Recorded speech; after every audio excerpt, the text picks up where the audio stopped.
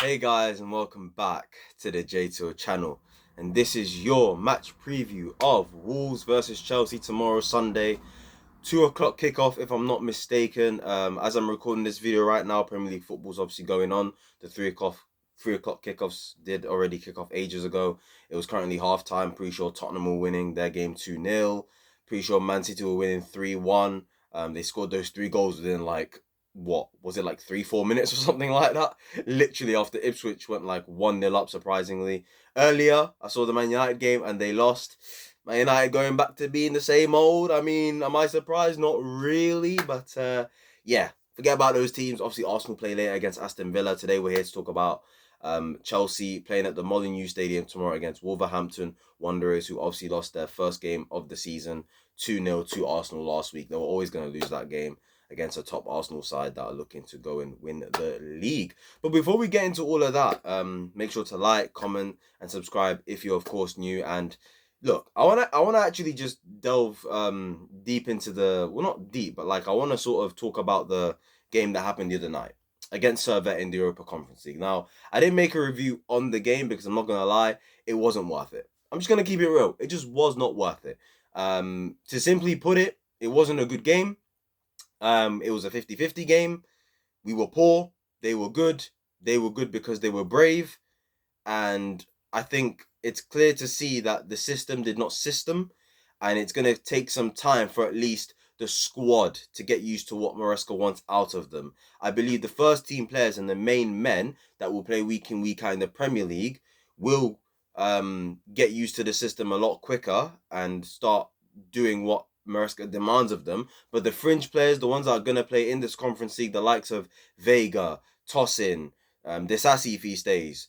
You've got the likes of Drewsbury Hall, but he should be used to the system already, to be fair. But you're talking about players like Mark Gue as well, and Mikhailo Mudryk, and these guys are really going to get most of their minutes in the Conference League likely this season. It's probably going to take a while for the second string team to get used to what Maresca wants out of them, because it wasn't a good game yesterday. It just really wasn't. Mark Gue, Mr. Sitter, listen, I don't care if you're 12, 18, 21, 29, 65. There's absolutely no way that you should be missing that. There's no way that shouldn't be in the back of the net. I can't believe he didn't score. I was there celebrating, like, come on. And yeah, he missed it. It is what it is. Mudryk was poor, but people are trying to justify his performance. Look, if I start speaking on this brother, we're gonna be here for 10 minutes. I can make a whole video on that guy. I swear down. It's actually ridiculous. So yeah, it is what it is from that perspective. Poor game. We've got the win as expected. We move on next Thursday to play them. Let's see what happens. What else is there to say? Neto started. Didn't do much. Drewsbury Hall was all right. Mudryk was poor. Mark Gue was actually good, but he missed an absolute sitter, which is just not good enough. Jorgensen was impressive in goal, so fair play to him. Obviously Enzo came on, Madueke came on, and I think overall, just to end it on that game real quick, and just the Conference League in general, I think maybe it could be a blessing in disguise that we are in the Conference League this season in terms of from the player's perspective and the manager's perspective. We can use the Conference League to develop some of these young players that we currently have in our team, and it will give them the chance to play some games in your Mark Hughes and your Vegas, for example. And I think in general, it's a good competition to really allow the system to sort of take its time to marinate, take its time to sort of flow. It's a good test for, and it gives the players and the manager time to sort of get things right. Because say if we're in the Europa League, the quality is obviously a little bit greater. So, against a better team, that result doesn't probably end 2-0. But we can play as poor as we did in the Conference League and still win. So that shows that, the quality will always shine through in the end, at the very least, regardless of how we play. But it also allows Maresca and the players just a little bit more time. Use the competition as a learning curve for this system, you know, and improve in general and develop the younger players too. So yeah, that's that on the Conference League. Let's get to this Wolves Chelsea game. Now, it's going to be interesting, this one. The first thing is we have to win. We just have to win. We need to get that first win under our belts. I think Maresca in his press conference after the Servette game, you know, It leaves question marks in terms of who starts, who doesn't. Based on what he said, you could see Felix start, you could see Neto start, but he played significant minutes. You know, it's a difficult one to really predict. I can't lie. In terms of the predicted lineup, it's going to be really tough because when you look at Wolves as a team, they have a good manager in Gary O'Neill. I think they're going to be a massive threat on the counter attack. They've got good players that can hurt us. None of them started against Arsenal, but when you've got the likes of Sarabia, Mateus Cunha, and there's another brother, and I forgot his name, but he's a really good player. This Huang He Chan, him as well. There's another player missing, which has really annoyed me, but it is what it is. They've got some good players, Wolves, and I think on the counter attack, they could definitely hurt us. Some technically good players, and we need to be careful tomorrow. We can't just underestimate Wolves. We've not won at Wolves since Lampard, 1920, when the academy kids stole the show. Tammy Abraham, Tomori, Mason Mount. Remember that day? What a day that was. I'm pretty sure we beat them what? Was it 5-2 we beat them that day? Or was it 4-2? I know we battered them. I think it was 5-2 because Tammy scored a hat trick that game. Tomori scored as well, and I'm pretty sure Batshuayi scored a goal at the end. Yeah. 5-2. That was the last time we beat Wolves away from home, you know. Ever since then, it's just been pure pain. Lost to them 4-2 at Stamford Bridge last season. Pedro Neto killed us. Cunha killed us with his hat-trick. I remember under Lampard, the next season, 2021, we lost 2-1. Pedro Neto scored a last-minute goal. So Pedro Neto's been, he's been a key part as to why Wolves have been beating us in recent years, especially at Molineux. Luckily, he's on our side now tomorrow, and whether he starts or not, we'll see. My main thing is the midfield. I'm not going to lie in terms of us now, because in terms of the defense and the goalkeeper, I think we all know who's going to start. It's going to be Sanchez in goal. I think Cucurella is going to play left back. Gusto will be your right back. Fofana, Colwill will be your centre backs. Gusto got some minutes in against Servette in the Conference League. Cucurella didn't play at all. Colwill didn't play at all. Fofana wasn't even in the squad, as you got to manage his minutes. He's just come back from a long injury. Fair enough. It makes sense. In terms of the midfield, this is where you see the thumbnail. You see Enzo and Caicedo. The reason why I put those two in is because as far as I'm concerned, I think one of them have to play. One of them has to play, sorry. My bad. One of them. Only one can play for me. Because Lavia, for this system, is the best 6 that we have at the club, in my opinion. He's good on the ball and he's got the discipline to play as a 6, especially defensively as well. His awareness is pretty good. He's great on the ball. He's good on the half turn. He's good under pressure. He's press resistant. For me, Lavia is a must. He's an absolute must. Lavia just has to be in this team. There's no debate for me. He's the first midfielder in the team sheet. Now, in terms of who plays out of Enzo Caicedo as the other midfielder spot, do both play? And this is where we get into it, because it's like, if both of them play, that impacts what type of front three we have. If one of them play, then it also impacts what type of front three, maybe 4, that we have. So it's a very interesting one tomorrow in terms of what Maresca does. Now, me personally, what I would want tomorrow is, I've already mentioned the back four and the goalkeeper. I want Lavia as the 6. I want Enzo to be the one next to him, or to be that 8. I actually want Cole Palmer to be the other one who makes up the midfield 3. And I want Madueke on the right. I want João Felix on the left. And I want, what's his name? Jackson up front. Now you think to yourself, oh, where's Pedro Neto? Listen, Pedro Neto played recently. He played a lot of the minutes in the game against Servette. He was lively at times, but I think he faded throughout the game. It's against his former club as well, so it would make sense to start him. But I just feel like with Madueke, the fact that he had a good preseason towards the end, the fact that he came on against Servette in the Conference League, and he done what he had to do and he made an impact and his finish was really good. I just feel like Madueke is on the verge potentially of having a breakout season potentially. I don't know if it's going to actually happen, but I feel like it's possible. And just on merit, just on what we've seen over the past couple months since Maresca's joined the club, I think he deserves to start. And I think it gets the best out of Palmer too, as it allows Palmer to play his best role, which is in midfield.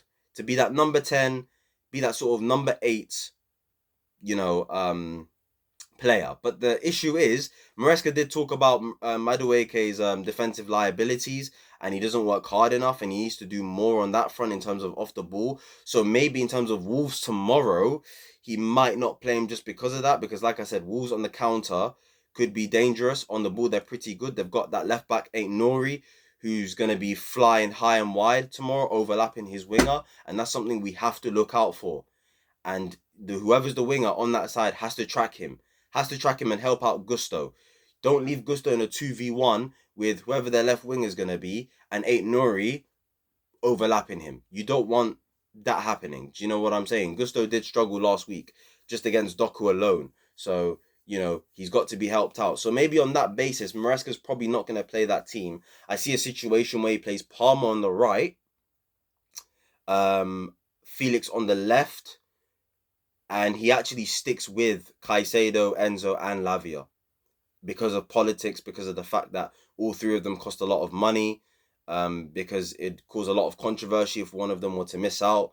But I think Maresca's got to be brave and just drop one of Caicedo and Enzo, who I'm not really bothered. In terms of this game, for me, it's a difficult one. I could make a case as to why both should play. I think from a defensive point of view, with Wolves' counter-attack and their speed on the transition, I think Caicedo has to play for defensive security with Lavia.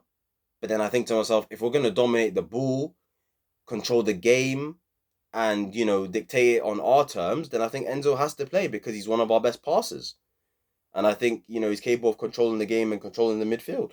So it's a very, very tough one. Personally, I would go Enzo because I just believe that we're going to control the game. I think we may need his passing range tomorrow. But at the same time, you could argue that we may need that if he comes on tomorrow instead and his tired legs. And on the counter-attack, we do something. So it's a very interesting one. I could easily put Pedro Neto on the left, but I'm not going to lie.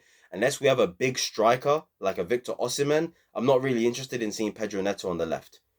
He's great on the left. I want to see him there in the future if we get a big striker like Victor Osimhen. But with Jackson as our striker, who's not good in the air, I don't see the point of playing Pedro Neto there. Pedro Neto's going to be on the pitch with this current group of players. He's got to be on the right. But at the same time, Palmer has to play. And Palmer's going to be fine, I'm pretty sure, for this game because I know he was feeling his hamstring, I'm pretty sure. I'm not quite sure what it was, or it might have been his thigh. I'm not quite sure. He felt it after the game against Servette, but apparently he's going to be fine. So I'm pretty sure he's not going to miss the game tomorrow. You could see a situation, guys, where Palmer's on the right, Felix on the left because Mudryk cannot be trusted, and Pedro Neto, for me, I don't want him out there if Jackson's going to be the striker for me personally. So for me, I'd put Felix in. I think he's ready. Caicedo or Enzo, could be both of them. You could put Christopher Nkunku in. I don't think Nkunku will play though, because he did play a lot of the minutes against Servette. So we're going to see what happens with that. If I'm going to be honest with you guys, I think he's going to go with Sanchez, Cucurella, Gusto, Fofana, Colwill, Lavia, Caicedo, Enzo Fernandez, Palmer on the right, João Felix on the left, and Jackson up front, with Palmer being allowed the license to drift into midfield, have Gusto overlap, Cucurella tucks in to make a back through Levi Colwill. You have Lavia and Caicedo in the midfield controlling the game, and Enzo Fernandez sticks to his number 10 position, which is not his best position, but Maresca just sticks with it because, he wants him on the pitch. I think that's what he goes with tomorrow. The only thing I see happening is possibly Nkunku on the left instead of a Felix, because Felix just might not be ready, might not be used to the system yet. But in terms of fitness, Felix is definitely ready. So this game tomorrow is going to be tough, man. We don't have a good record at Molineux. We have to win tomorrow. We have to be aware of the counter-attacks, of the transitions. Our whole back three has to be on it. Fofana, Colwill, Cucurella have to be on it. Because if you got the likes of Cunha and Sarabia and Podence, that's the other name I was trying to mention earlier. Podence, Ain't Nori down the left-hand side, Lemina in midfield. Gotta look out, man. Huang Hin-chan, I think is his name. Juan. I'm just going to call him Huang. So yeah, we've got to look out for Wolves tomorrow. Gary O'Neill's a good manager, good tactical manager, who I can see getting a big move soon, because I believe there's big potential in that guy, man. So we've got to look out for that tomorrow, and we'll see what happens. In terms of the score prediction, listen, I think we're going to win tomorrow. It'll be a close game, tight game. We won't make it easy for ourselves because at the end of the day, this is Chelsea Football Club. Chelsea do not make anything easy for themselves. So I'm going to go with a 2-1 Chelsea win. I think we'll get the job done tomorrow. It'll be 1-1 and then we get a goal late on probably. With the fact that we can bring on Christopher Nkunku, we could bring on Pedro Neto, we could bring on Madueke, we could bring on Mudryk even if we need to.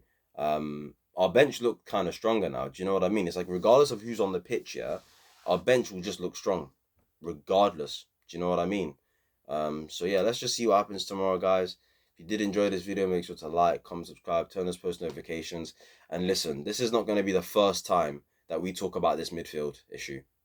Potential issue. It's not an issue yet because we just played the first game of the season and we just played against Servette. But as the season goes on, in every single preview, guys, I'm probably likely going to talk about this midfield a lot because genuinely we could have so many different combinations. It's actually ridiculous. It's actually insane. Because the fact that you've got Nkunku and Palmer who are capable of playing in midfield, alongside Enzo and Caicedo who are midfielders, Lavia is a midfielder. It's like, oh my days, it's going to be an absolute madness. Do you know what I mean? So let's just see what happens tomorrow, guys. Hopefully we get the win, 2-1 Chelsea. Hopefully we see Felix start. And yeah, let's go, guys. I'll see you guys tomorrow for the match review. Peace.